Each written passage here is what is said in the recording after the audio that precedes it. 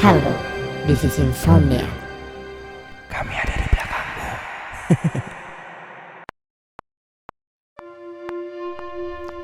Halo semuanya, namaku Dinda. Aku mau cerita pengalaman horor saat malam tahun baru 2012 lalu.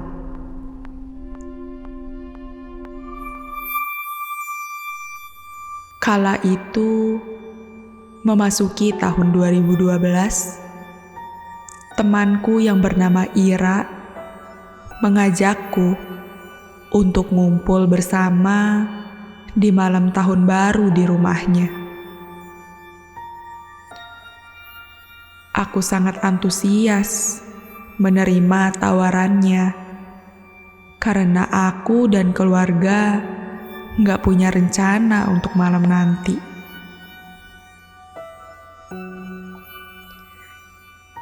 Ira juga mengajak kawan-kawan yang lain lewat SMS. Namun, hanya sebagian kecil dari grup yang bisa datang.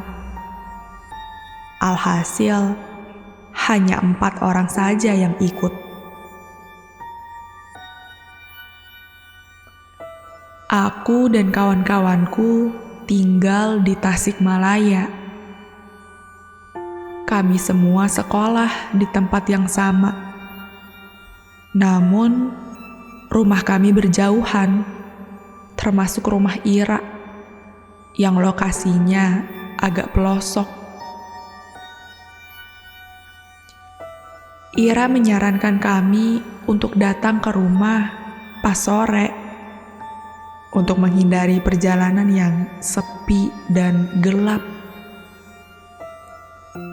Tapi, aku gak bisa datang jam segitu, karena harus membantu ibu mengurus pekerjaan rumah dulu.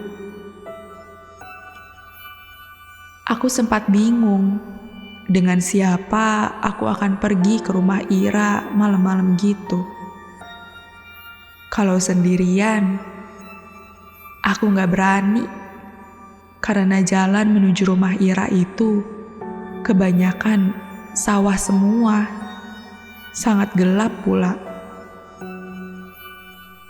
Setelah bertanya ke teman-teman yang lain, untungnya ada Dewi yang mau pergi bareng denganku pakai motor. Lalu waktu tak terasa sudah menunjukkan pukul 8 malam. Aku pun bersiap-siap sambil menghubungi Dewi untuk menjemput. Akhirnya, kami pun pergi ke rumah Ira menggunakan motor. Selama di motor, aku melihat ke sekeliling jalan. Suasananya benar-benar sepi. Padahal sekarang kan malam tahun baru. Orang-orang gak pada keluar apa ya? Saat Dewi membawa motor agak ngebut, perasaanku mendadak menjadi was-was. "Wi, pelan-pelan aja bawanya," ucapku. Aneh sih, padahal aku udah terbiasa ngebut sama dia.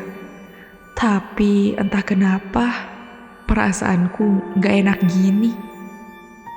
Udah mana jalan di sini minim pencahayaan, dan hawa malam ini rasanya dingin sekali. Lalu tiba-tiba ada aroma bunga melati yang lewat. Aroma itu tercium jelas.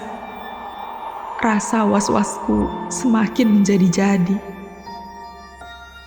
"Deo, nyium bau melati gak?" ucapku dari belakang. Dewi yang sedang fokus menyetir bertanya, "Hah? Bau apaan, Din?" Ia tidak mendengar. Aku pun menarik kembali ucapanku.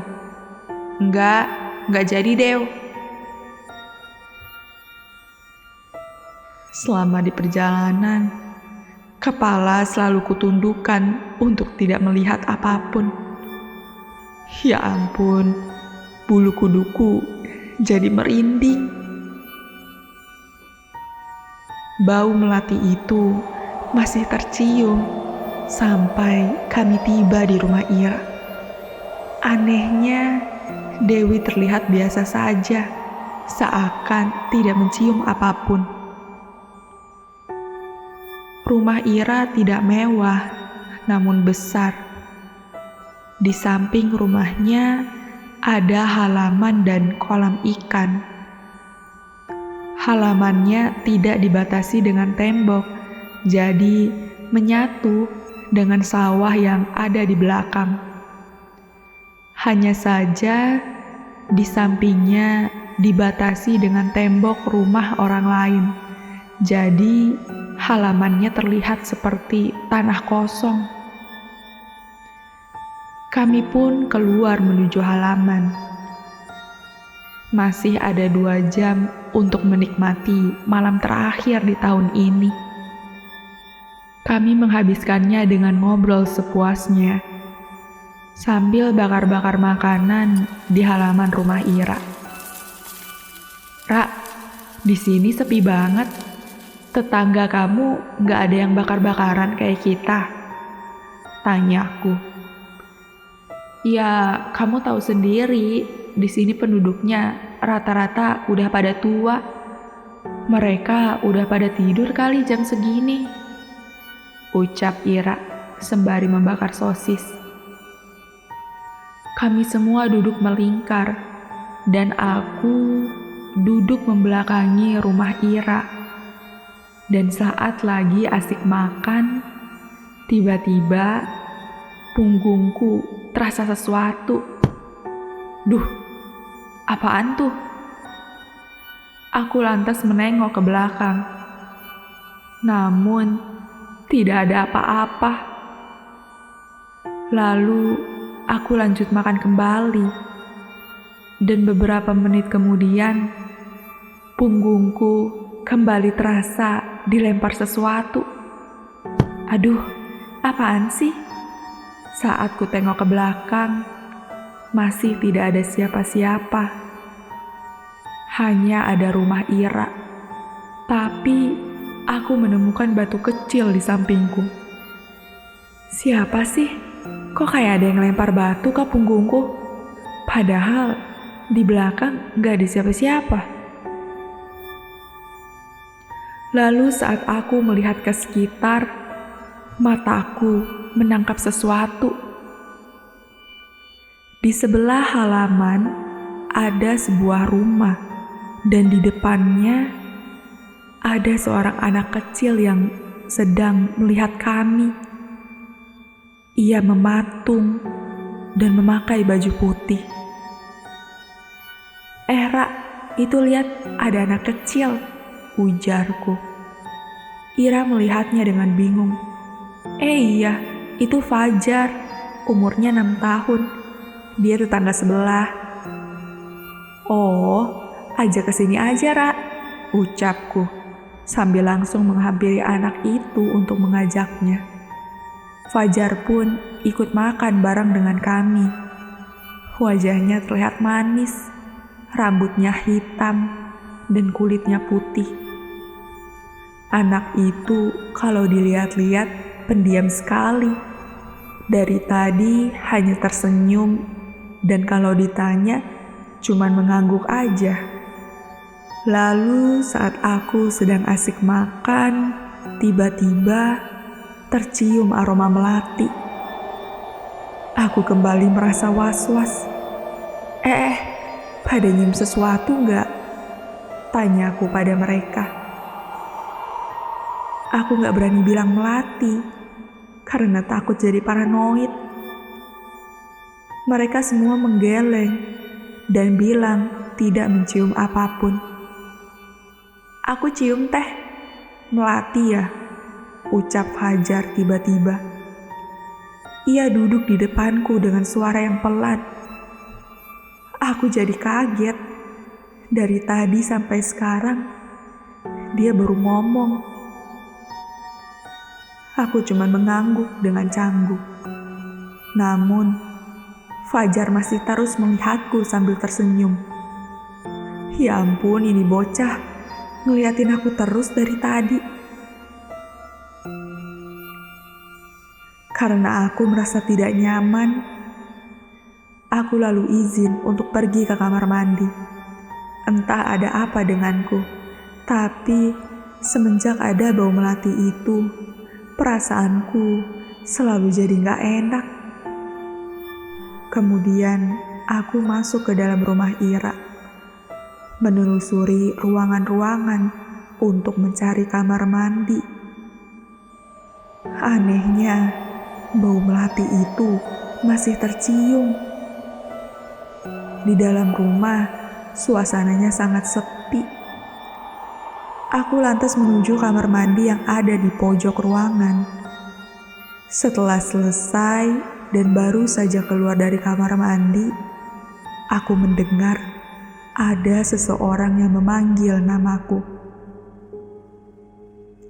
Dinda. Siapa tuh?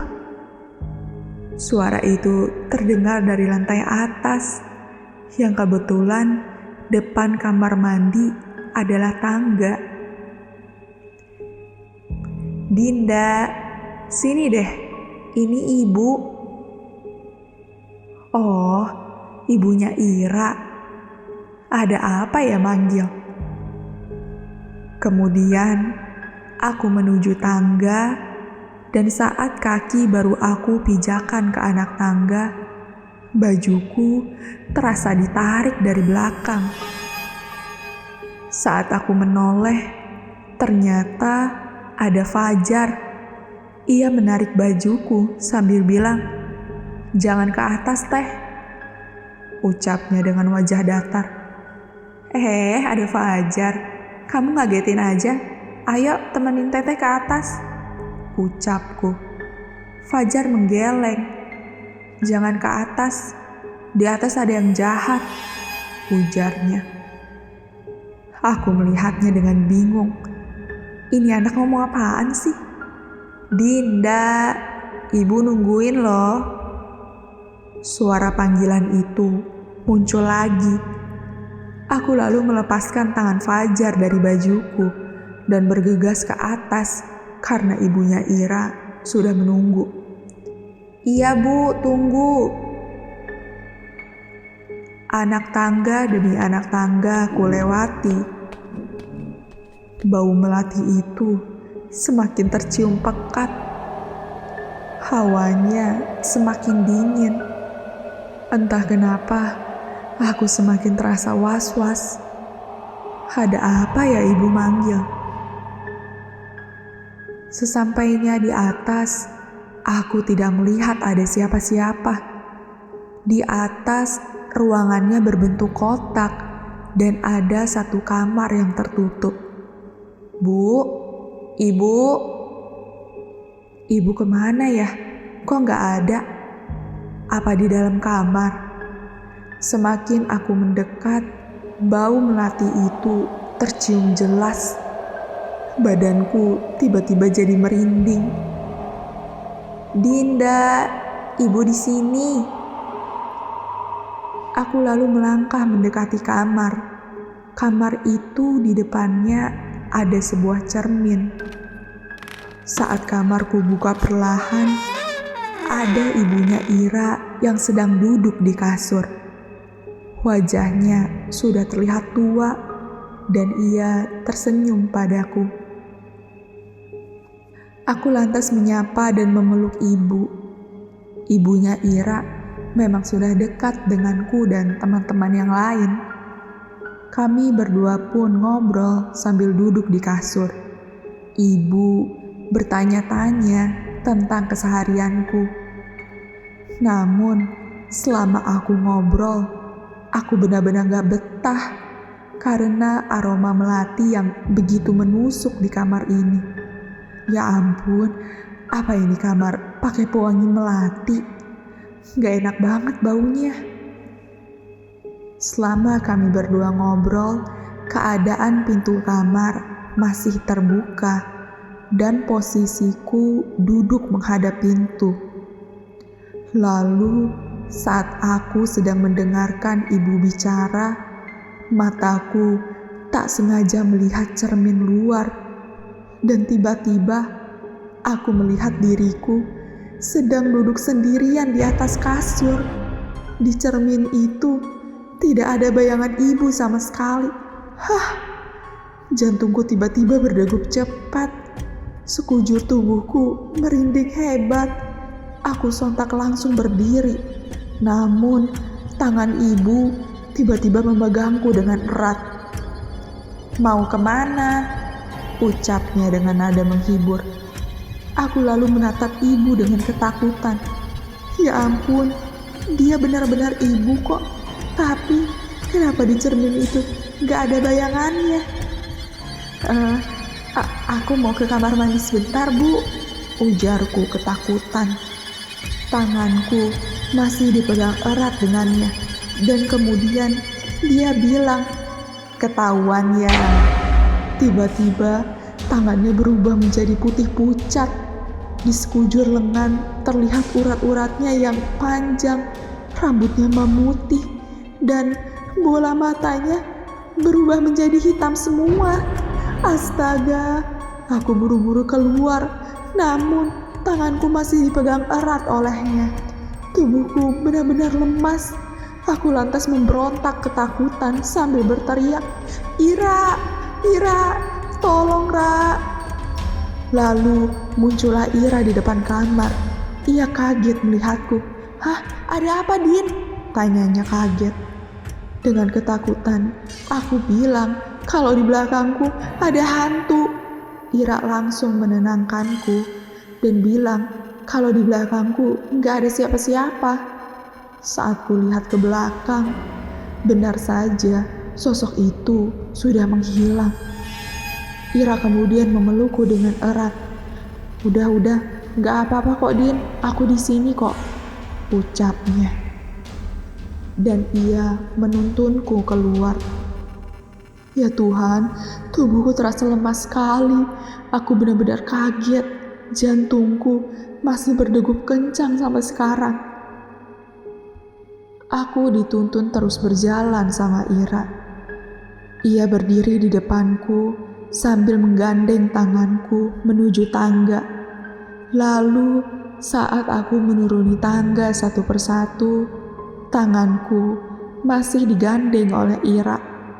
"Ra, udah gak apa-apa, lepasin aja.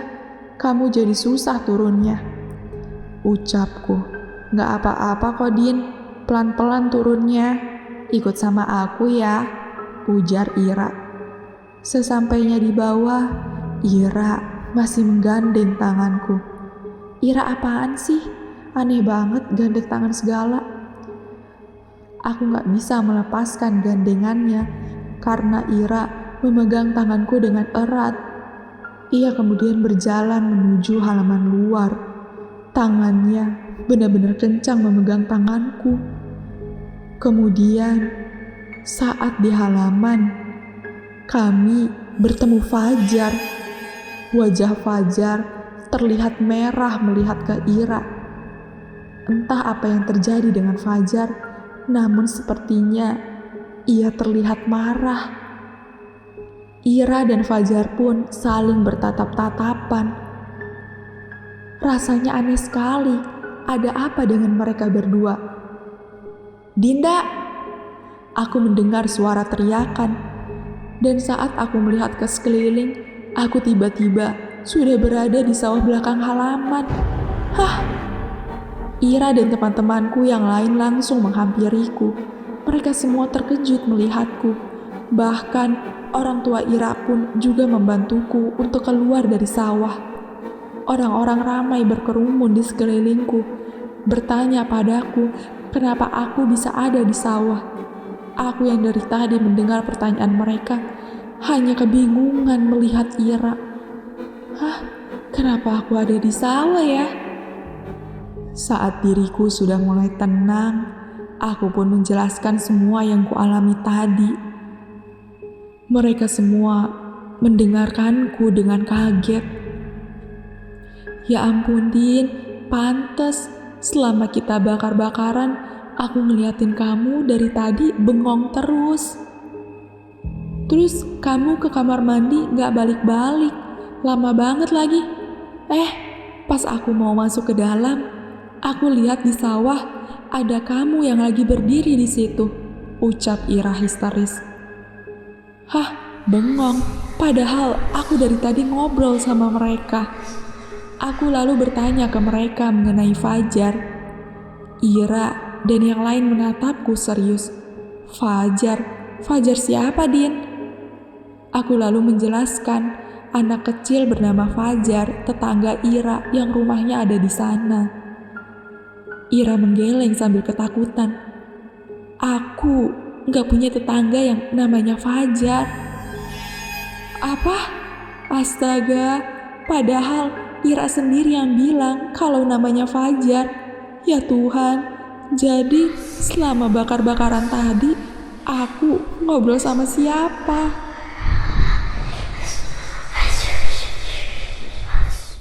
Gimana penonton untuk konten kali ini? Menurut kalian cerita ini nyata atau tidak? Jangan lupa tulis cerita horor kalian di kolom komentar.